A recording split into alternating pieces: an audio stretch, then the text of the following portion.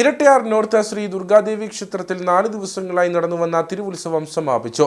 വർണ്ണാഭമായ താലപ്പൊലി ഘോഷയാത്രയോടെയാണ് ഉത്സവം സമാപിച്ചത്. നൂറുകണക്കിന് ഭക്തജനങ്ങൾ താലപ്പൊലി ഘോഷയാത്രയിൽ പങ്കെടുത്തു. ഇരട്ടയാർ നോർത്ത് ശ്രീ ദുർഗാദേവി ക്ഷേത്രത്തിൽ 4 ദിവസങ്ങളായി നടന്നുവന്നിരുന്ന ഉത്സവ പരിപാടികൾ സമാപിച്ചു. ഉത്സവ ദിവസങ്ങളിൽ അഷ്ടദ്രവ്യ മഹാഗണപതി ഹോമം, കാർത്തിക പൊങ്കാല, സർവൈശ്വര്യ പൂജ തുടങ്ങിയ വിശേഷാൽ ക്ഷേത്രാചാര ചടങ്ങുകളും നടന്നു.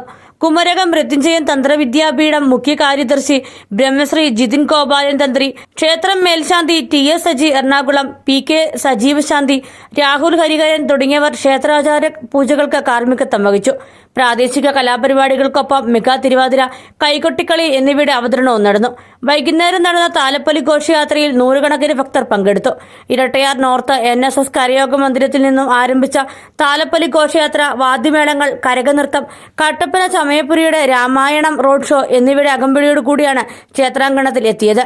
തുടർന്ന് തിരുവനന്തപുരം ടീം ലോക്കൽ ബെഡഡീസ് അവതരിപ്പിച്ച ഗാനമേളയും നടന്നു.